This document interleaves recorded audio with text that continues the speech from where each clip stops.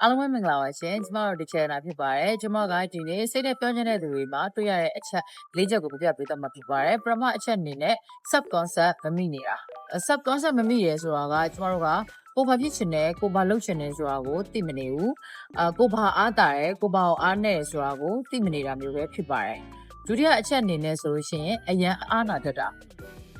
အရင်အနာတတ်တာကဘာကိုပြောချင်တာလဲဆိုတော့စင်းတို့ပြောဖို့အမတန်မှဝင်လေးနေတာမျိုးဖြစ်ပါတယ်ဆိုတော့နိုးပြော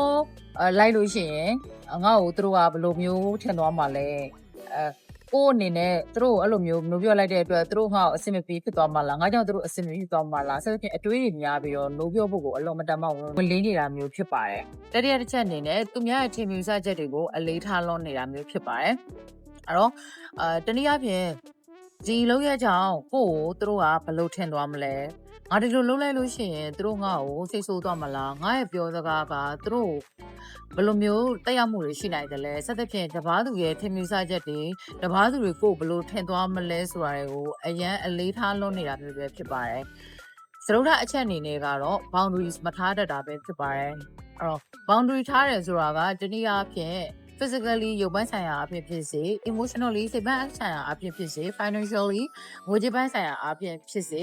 limit setting တွေချရတာမျိုးကိုဆိုလိုတာပဲဖြစ်ပါတယ်ဆိုတော့ boundary မရှိဘဲနေထိုင်ခြင်းက chance ရောမရှိဘဲနေထိုင်တဲ့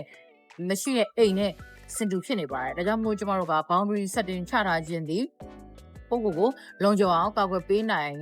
တဲ့အခြေအနေနဲ့နေထိုင်တယ်လို့ကျမကသတ်မှတ်ချင်ပါတယ်ဒါကြောင့်မို့စရက်ပြောချင်တဲ့သူတွေပါဆိုလို့ရှိရင်တော့ကျမခုနပြောသလိုပဲ boundary setting တွေမရှိဘဲနဲ့နေထိုင်ကြလေရှိပါတယ်ဆိုတော့စိတ်ပညာနဲ့ပတ်သက်တဲ့အကြောင်းအရာလေးတွေchild psychology parenting နဲ့ပတ်သက်တဲ့အကြောင်းအရာတွေကိုကျမတို့ရဲ့ဒီ coach and tuition page မှာအပတ်စဉ်ဝင်မြပေးနေမှာဖြစ်တဲ့အတွက်ကျမတို့ရဲ့ page တွေကို like and follow လေးလုပ်ထားပေးဖို့မမေ့ပါနဲ့เนาะအားလုံးကိုကျေးဇူးများကြီးတင်ပါတယ်